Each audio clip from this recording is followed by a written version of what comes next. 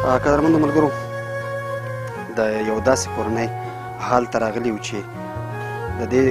څو ګاونډیانو موږ ته د ټلیفون په کرښه وویل چې باور وکړئ چې څلورمه شپه یې ده چې دوی یو کپ ډوډۍ نه ده لیدلې بیخي په نهاره شپې ورځې تېرې کړي دي موږ چې راغلو دغې کورنۍ ته د دوی حال مو واخیسته دغه کورنۍ کوم مشر سرپرست چې دی هغه په دیاړۍ پسې بهر وتلی دا معلومات یې نشته چې ته چېرته تللی کورنۍ دغلته اوس وخت کې بې سرپرسته ځکه ده چې که هغه ژوندی هم دی نو په کور نشته درنو ملګرو دې ماشومانو ته مو د حاجي بابا نه مرسته وغوښته او کور یې ودان حاجي بابا سم د واره زموږ په غوښتنه باندې ډېر نیک اقدام وکړو مرسته یې ورته رالیږلې ده خو لومړی دغه ماشومانو ته غږ کوم او دوی راغواړم چې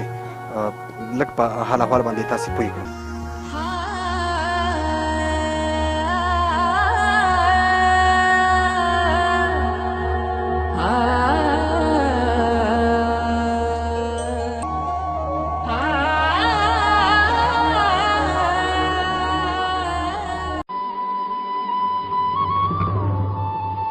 زما نوم ابوبکر دی پلار هم دا شپږمه میاشت ده چې نشته دی او بهر وتلی دی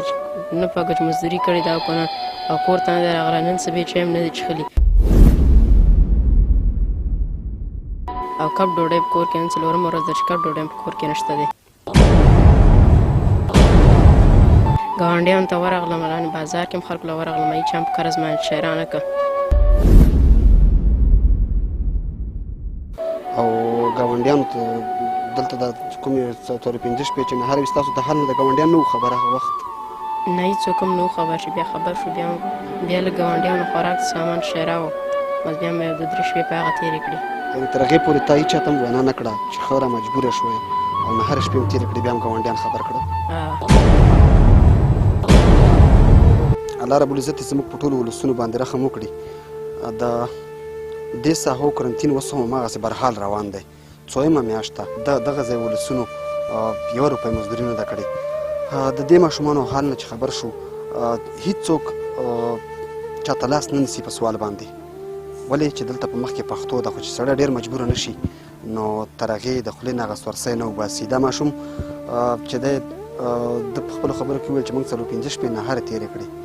اته سهاره موږ چای نه دی څښلي موږ تر هغې چاته نه ویل چې بیخي نور په دې ویرېدو چې د کور دغه کوم وګړي دغه ماشومان چې دي دا رانه د مرګ حالات ته ونه رسېږي نو بالاخره یې دغه ګاونډي ته حال وویل او د دې ګاونډي سره هم لږه لنډه رڼا د دوی په حال باندې اچوم زما نوم نکیم دی او دا کوم ماشومان چې زما په څنګ کې ولیاړ دي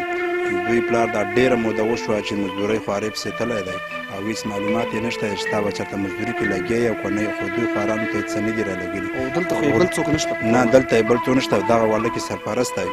او دلته زما له یو پرون مازدیګر چې راغله راته ویل چې ماما موږ سره هېڅ شی نشته یو اته سبې مې سبې چای هم نه دی څښلي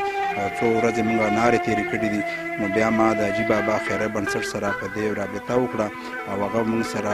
په دې کې مرسته وکړه او الله دې حاجي بابا خیریه بنسټ او د ده ملګرو له جزای خیر ورکړه چې دغه مرسته یې موږ سره وکړه او د دوی خوارانو د لاسنیوی وکړه او مرسته یې ورسره وکړه او مرسته نن سبا هغه موږ ته وصول شوه او الله د دوی له ډېره جوړونه ورکړه د دغې کورنۍ په حال باندې هم تاسې خبر شوی حاجي بابا دې ژوندی وي د ده ټول ټیم ته مو په دواړه لاسه سلام کوو چې په دغسې سختو شرایطو کې دغې کورنۍ ته څه خوراکي توکي راولېږل درنو ملګرو دغه خوراکي توکي چې 9 کلمه خوراکي توکي دي چې هر چا دغه مرسته کړې وي د حاجي بابا سره او حاجي بابا بیا زموږ په یو ټلیفون باندې دا دی دغلته راولېږل واقعا چې دا یوه اړمنه کورنۍ ده داسې اړمنه کورنۍ ده چې بیخي په ژوندینې باندې چې پلار یې ژوندی دی هم داسې برېښي لکه دوی چې یتیمانان وي ځکه چې په کور نشته شپږمه میاشت یې ده په دیاړۍ پسې وتلی دی نو حاجي بابا او د ټولو ملګرو نه نړۍ مننه کوو چې زموږ سره یې په دغه برخه کې مرسته وکړه موږ دا د حاجي بابا مرسته تر دې کورنۍ راورسوله نور ملګرو باندې دا غږ کوم درنو ملګرو دا مرسته به یوازې 15-20 ورځې وشي ځکه چې